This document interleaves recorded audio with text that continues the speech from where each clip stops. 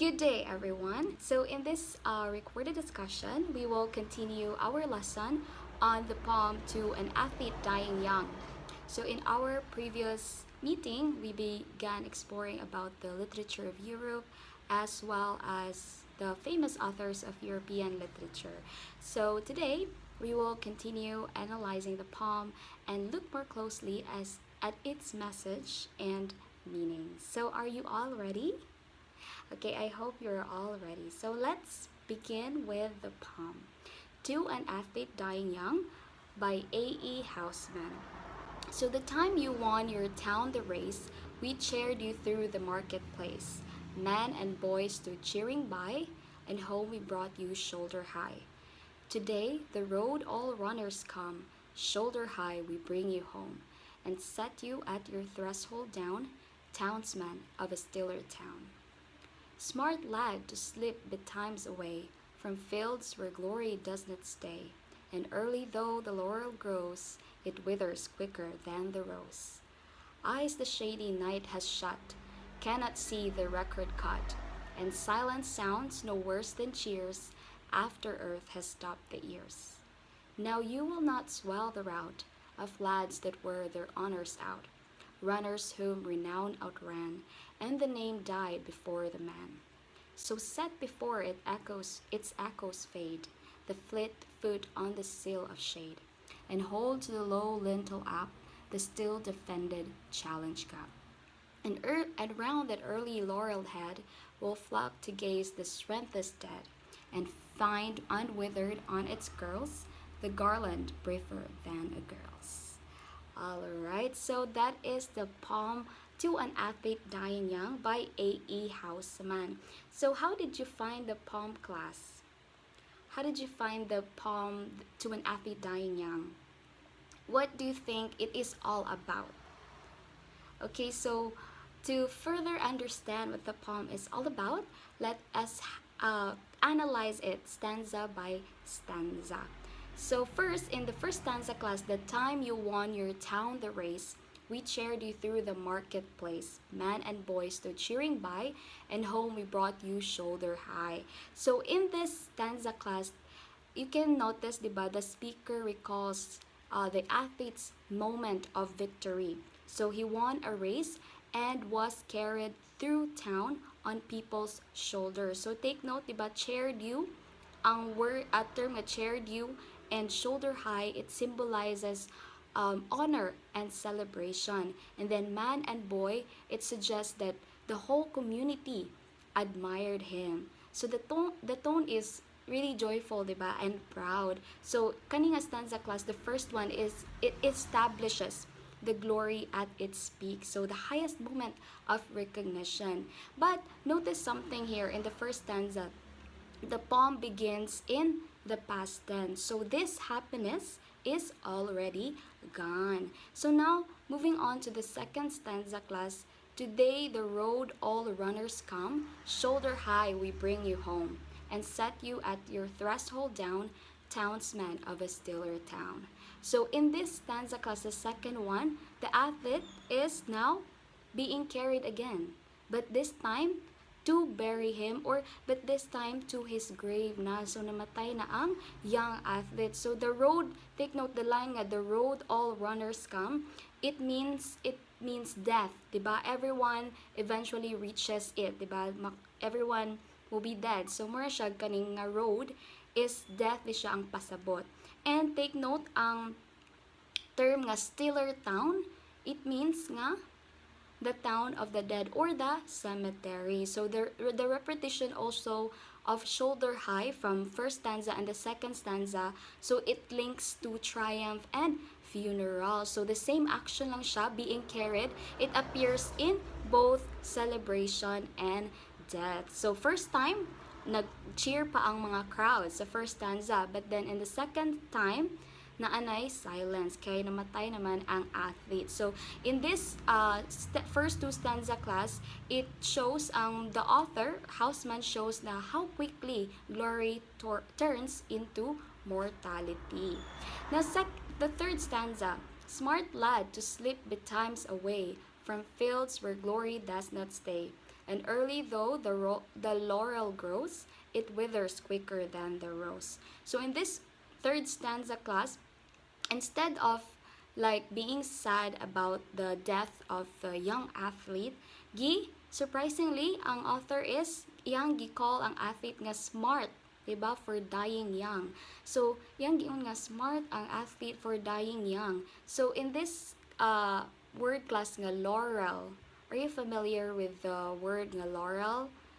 So in Greek nga ancient class, 'di ba, have you seen God Apollo? So 'di ba naa sa iyang head, murag na ay crown siya nga murag leaves, made up of leaves. So mao na siya ang laurel. So in ancient Greece, ang laurel is like a symbol of achievement, or it is like a victory crown. So and early though the laurel grows, it withers quicker than the rose. So in this, ang pasabot ani class, fame fades faster than beauty. So ang fame, like the victory crown nga laurel, it fades faster than beauty. So ani nga line class, the speaker argues that glory is temporary lang yun, and fame fades. So it is better to die before losing recognition. So this is where the poem na nga mura na siya, it becomes philosophical, diba? And it suggests nga ang youth daw kay mag-preserves og honor. So, am I understood lang, class? Okay, so moving on, we are now to the fourth stanza. Now, eyes the shady night has shut, cannot see the record cut, and silence sounds no worse than cheers after earth has stopped the ears. So, in this fourth stanza class, diba, the dead, if you are dead, you cannot see someone else. Dili na ka makakita. So, in this stanza, where if you are dead, you cannot see someone else nga mo break sa imuhang record. If you are an athlete, diba, and then you died young, of course, dili na ka makahabalo if imuhang record is na break na sa uban. So, record cut, it means nga someone surpassing him. So, the speaker implies nga if he were alive, he would eventually, diba, he would eventually lose. And in death, he never experiences decline. So, dili na siya malose, kaya namatay naman siya. So, this stanza class, it actually reflects bitaw. It reflects a fear common sa atoang humans. So, the fear of being forgotten and also the fear of being replaced. So, ani nga stanza, it emphasizes nga death freezes the athlete in perfection. Kaya namatay naman siya.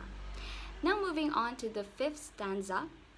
Now you will not swell the rout of lads that were their honors out, runners whom renown outran, and the name died before the man. So take note in this fifth stanza class, what is happening here is that the speaker ihanggi contrast ang athlete with others who lived longer. So, take note sa renown outran. So, it means nga fame left them behind. So, some athletes kuno, diba, live long.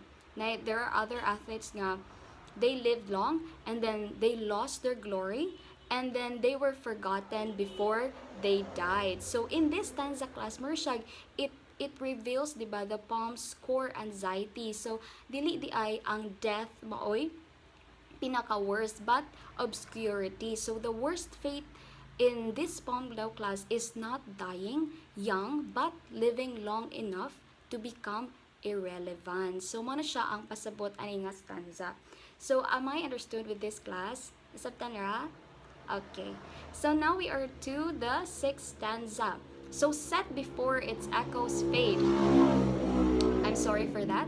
So set before its echoes fade, the fleet foot on the sill of shade, and hold to the low lintel up the still defended challenge cup.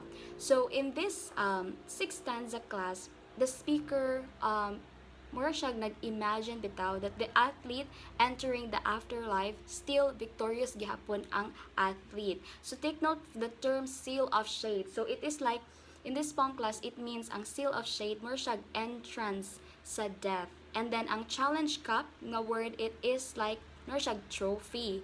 So in this class, di ba nag-imagine ang speaker nga ni enter na ang young athlete still victorious. So the athlete crosses into death still undefeated gihapon siya. So it is as if bitaw nga ang time cannot touch him. So more reinforce niya ang idea nga death preserves reputation daw.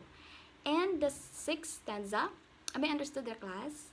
Okay, so and the seventh and the last stanza we have here, and round that early laureled head will flock to gaze the strengthless dead, and find and wither on its curls the garland preferred than a girl's. Okay, so in this last stanza class, um, other dead people, di ba ni ato na sa afterlife or underworld, ang young athlete. So other dead people will still admire him because he died young and glorious. So garland, take note, aning garland briefer than a girl's, it suggests youth and beauty. So short-lived man siya, but it is still admired. So take note, di ba, ang the poem, the ending of the poem ends not with grief.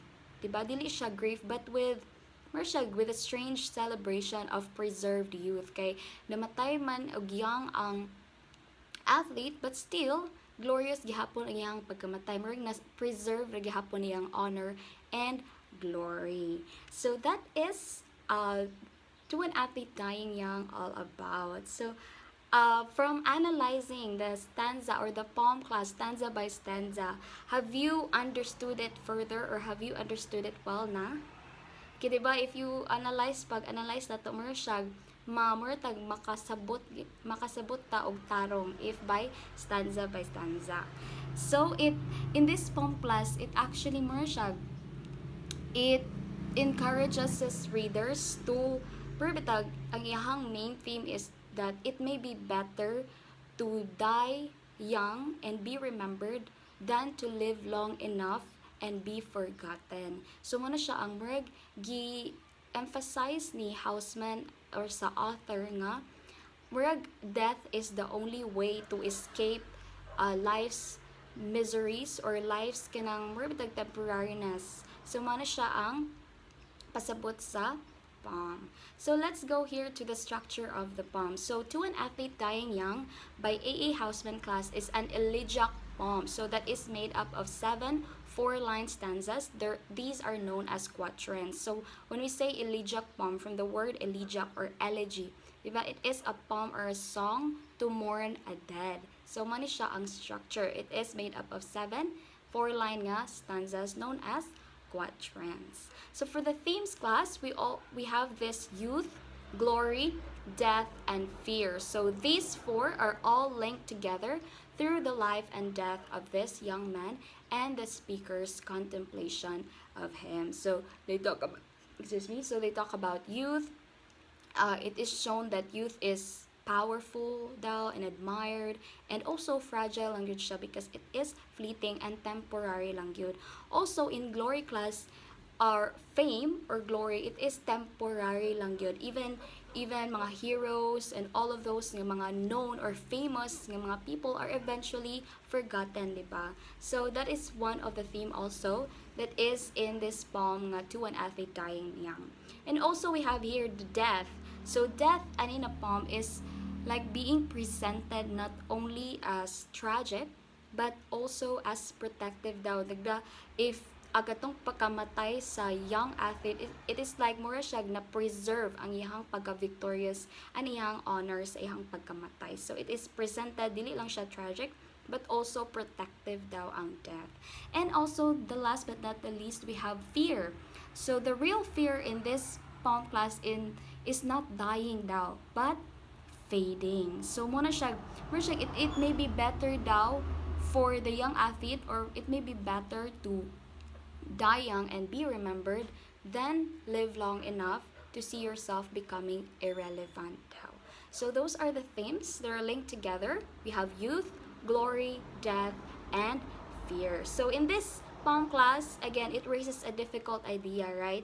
Is it better to live long and lose your glory, or die young and remain remembered at your best? So if you get to choose class, if you get the chance to choose usa inyohang pilion, live long and lose your glory, or die young and remain remembered at your best.